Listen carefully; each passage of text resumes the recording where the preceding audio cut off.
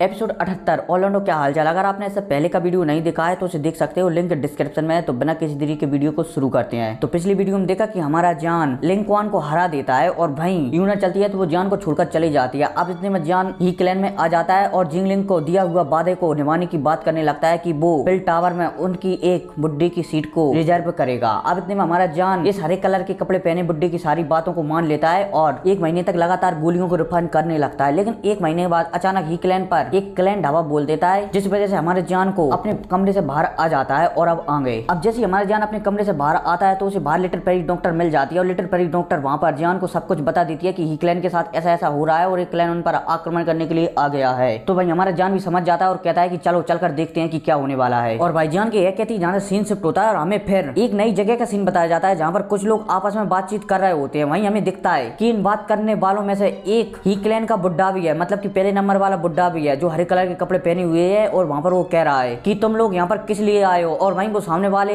बंदे, मतलब कि सामने बहुत सारे बंदे खड़े हुए थे लेकिन उनमें से 3 बंदे मेन थे। उनमें से एक बंदा था जो भूरे कलर के कपड़े पहने हुए था और वो एक रैंक 7 का एल्पिनिस्ट था और उसकी एज ऑलमोस्ट 30 साल के बराबर थी, मतलब कि 30 साल के लगभग थी। अब यहाँ पर इनके बीच आपस में बात होती है कि हमने तुम्हें कुछ दिनों पहले प्रस्ताव भेजा था कि तुम जिंगलिंग की शादी मुझसे करा दो, लेकिन तुम्हारे ही क्लैन ने उस प्रस्ताव को ठुकरा दिया। इसलिए मैं तुमसे आखिरी बार यहाँ पर कहने आया हूँ, मतलब कि हमारी लीडर की ओर से आदेश है कि हम लास्ट बार तुमसे कह रहे हैं कि उस प्रस्ताव को मंजूर कर लो, वरना तुम्हारा ही क्लैन को हमेशा हमेशा के लिए नष्ट कर दिया जाएगा। और वहीं वो बुड्ढा भी कहता है, मतलब कि हरे कलर के ही क्लैन वाला बुड्ढा भी कहता है कि क्या हम समझते नहीं है कि तुम्हारे इस प्रस्ताव का क्या उद्देश्य है। तुम हमारे ही क्लैन को हथियाना चाहते हो ताकि तुम्हारा काव क्लैन भी बड़ा हो जाए। और वहीं जिंगलिंग भी कहती है कि मैं इस बेवकूफ से शादी बिल्कुल भी नहीं करूंगी। और वहीं जब वो भूरे कलर वाले कपड़े पहने आदमी, मतलब कि लड़का, जिंगलिंग की ऐसी बातें सुनता है तो वो वहां पर जिंगलिंग से कहता है कि मैं शादी के बाद बताऊंगा कि बड़ों से कैसे बात की जाती है। अब इतने में एक काव कबीले के लोग चलते हैं तो जिंगलिंग को लेने के लिए आगे बढ़ने लगते हैं और ये कहते हैं कि अगर मुझे किसी ने भी रोकने की कोशिश की तो वो काव कबीले का दुश्मन होगा।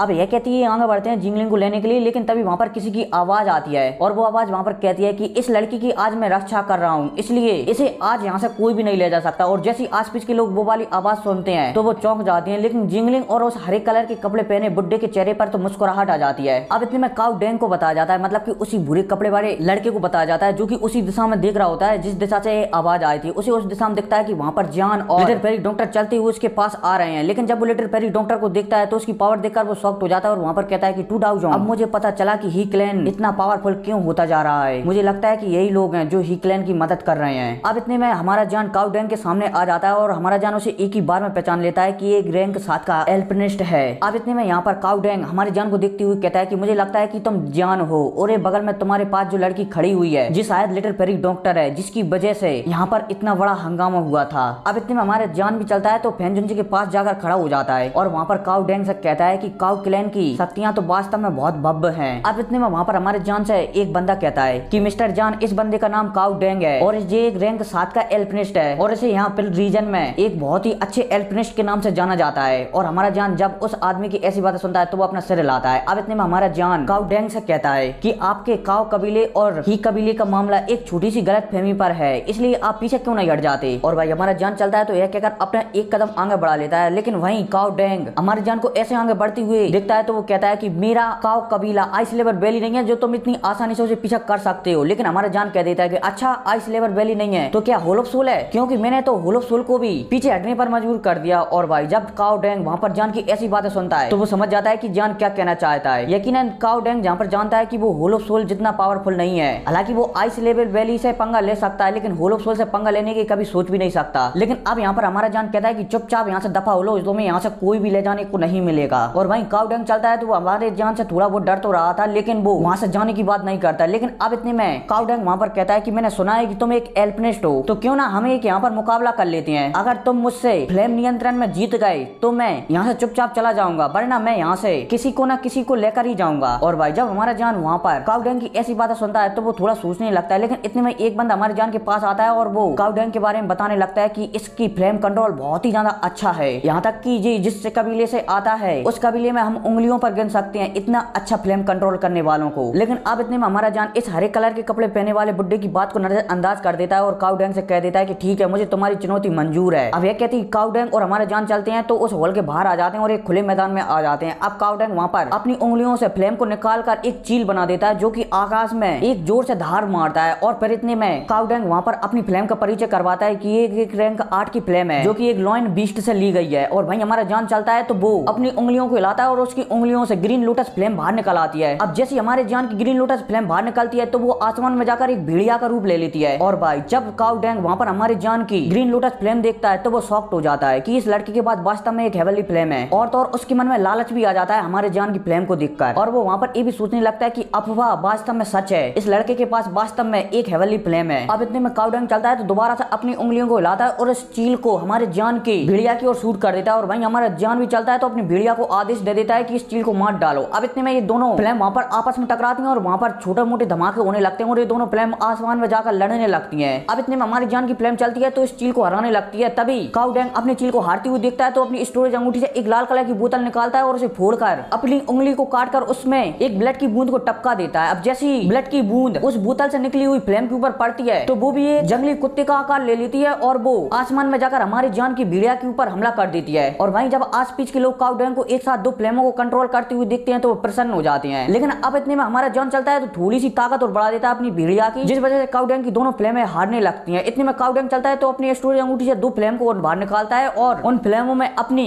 एक एक ब्लड की बूंद टपका कर उन्हें भी उस भेड़िया की ओर शूट कर देता है। अब भाई हमारा जान जब ये देखता है कि काऊ डैंग एक साथ चार चार फ्लेमों को कंट्रोल कर रहा है तो हमारा जान चलता है तो वो अपनी स्टोरेज अंगूठी से 10 बोतलों को निकालता है और 10 ही बोतलों में से रोशनियों को निकालकर अपनी भेड़िया की ओर शूट कर देता है। और वहीं जब हमारे जान को एक साथ 10 फ्लेमों को कंट्रोल करते हुए देखते हैं तो आसपास के लोग शॉक्ड हो जाते हैं और वो हमारी जान की ओर गौर से देखने लगती है। और वहीं काऊ डैंग भी यह देखकर शॉक्ड हो जाता है। लेकिन अब इतने में हमारे जान चलता है तो सारी नजरों को नजरअंदाज कर काऊ डैंग के जो 4 बीस्ट थे ना उन्हें अपनी सारी फ्लेमों से घेर लेता है और एक एक कर उन्हें निपटाने लगता है। अब जैसी काऊ डैंग का लास्ट बीस्ट वहाँ पर हमारी जान की फ्लेम के हाथों से निपटता है तो काऊ डैंग की आत्मा को भी थोड़ी सी चोट लग जाती है। लेकिन हमारे जान की भी वहाँ पर 2 बीस्ट पूरी तरह से नष्ट हो जाते हैं। और वहीं अभी भी आसमान में हमारे जान के 9 बीस्ट खड़ी हुई होते हैं। और वहीं काऊ डैंग यह देखकर समझ जाता है कि वो इस शर्त को हार चुका है। और वहीं अब इतने में हमारा जान चलता है तो उन बीस्टों को भी वहाँ से गायब कर देता है। और फिर वो काऊ डैंग से कहता है कि तुम इस शर्त को हार चुके हो इसलिए अब तुम यहाँ से जा सकते हो। तो वहीं काऊ डैंग भी यह देखकर शर्मिंदा हो जाता है कि वो जान से इस शर्त को हार चुका है। और तो और शर्त हारने के कारण उसे जान के विरुद्ध मतलब कि जान के खिलाफ गुस्सा भी मन में भर लेता है। वो तो अगर 2 डाउ जोन के 2 बंदे अगर जान के आस पीस नहीं होते तो वो अभी तक जान से झगड़ा कर चुका होता। अब इतने में काऊ डैंग वहाँ पर थोड़ा बहुत और बात करता है हमारे जान से कि मैं तुम्हारी इस हार को स्वीकार करता हूँ और मैं इसका बदला तुमसे एक न एक दिन जरूर लूंगा और मेरे काऊ क्लैन से बहुत जल्दी तुम्हारा एक मुकाबला होगा। और भाई ये कहती ही काऊ डैंग वहाँ पर चला जाता है। लेकिन अब इतने में जिंगलिंग आती है और वो हमारे जान से कहती है कि तुमने आखिरकार फिर से हमें एक बार फिर से बचा लिया। लेकिन अब इतने में जिंगलिंग चलती है तो यहाँ पर हमारे जान को बताने लगती है कि काऊ क्लैन में एक लड़की है जो कि अभी 22 साल की है और तो और उसने 7 साल की उम्र से ही एल्पिनिस्ट सीखना शुरू कर दिया था और 15 साल की उम्र में वो पिल टावर में भर्ती हो गई थी और 20 साल की उम्र में वो एक रैंक 7 की एल्पिनिस्ट बन गई थी और अब वो 2 सालों से नहीं दिखी है। तो मुझे लगता है कि इन 2 सालों में वो कम से कम एक रैंक 7 के हाई लेवल का एल्पिनिस्ट तो बन गई होगी। और तो और मुझे लगता है कि जान ये लड़की पिल कॉम्पिटिशन में तुम्हारे विरुद्ध सबसे बड़ी कॉम्पिटिटर रहेगी। अब इसके बाद यहाँ पर इनकी बीच थोड़ी बहुत और बातें होती है और यहाँ पर ये हरे कलर वाला बुड्ढा कह देता है कि हमें 20 दिन के बाद पिल सिटी की ओर जाना होगा। तो वहीं हमारा जान कह देता है कि ठीक है मैं 20 दिनों तक लगातार गोलियों को रिफाइन करने की ट्रेनिंग करूंगा, मुझे इस बीच में कोई भी परेशान नहीं करेगा। अब यह कहती हमारा जान चला जाता है सीधा उसी कमरे में और अपनी ट्रेनिंग शुरू कर देता है, मतलब कि अपनी गोलियों बनाने की प्रक्रिया को शुरू कर देता है। अब देखते ही देखते समय गुजरता है और 20 दिन गुजर जाते हैं और इन 20 दिनों में पिल सिटी में बहुत सारे लोग भी आ जाते हैं। और तो और ही क्लैन की ओर कोई आंख उठाकर भी नहीं देखता क्योंकि वो जानते हैं कि ही क्लैन में फिलहाल के लिए 2 डाउ जोंग लेवल के बंदे हैं। और वहीं समय गुजर जाता है और 20 दिन गुजर जाते हैं। अब 20 दिन बाद का सीन बताया जाता है जहाँ पर कुछ लोग ही क्लैन के आंगन में ठाड़े हुए हैं और उनमें से एक है जिंगलिंग, वो हरे कलर वाला बुड्ढा, और 1-2 लोग और ठाड़े हुए हैं और वो जान का बाहर आने से इंतजार कर रहे हैं। जान इन 20 दिनों में बिल्कुल भी बाहर नहीं आया है, सिर्फ कुछ लोग उस कमरे के अंदर गए थे और जान को औषधियां देकर वापस आ गए थे। अब इतने में हमारे जान का दरवाजा खुलता है जिसमें वो गोलियों को रिफाइन कर रहा था। हमारा जान उससे बाहर निकल कर आता है और बाहर निकलते ही वो कहता है कि अब हम पिल सिटी की यात्रा पर कब चलेंगे। और वहीं वो हरे कलर वाला कपड़ा मतलब कि फर्स्ट बुड्ढा वहाँ पर कह देता है कि हमें आज ही निकलना है। तो हमारा जान भी कह देता है कि ठीक है आज ही निकलते हैं चलो। और फिर क्या इसी चलने के साथ ये एपिसोड भी खत्म हो जाता है। और हाँ अब एंट्री होगी हमारे मास्टर के दुश्मन मूगू की, मतलब कि होल ऑफ सोल का बंदा और हमारे मास्टर का पुराना दुश्मन मूगू की। ठीक है तो फिर क्या मिलते हैं अगली वीडियो में, तब तक टेक केयर एंड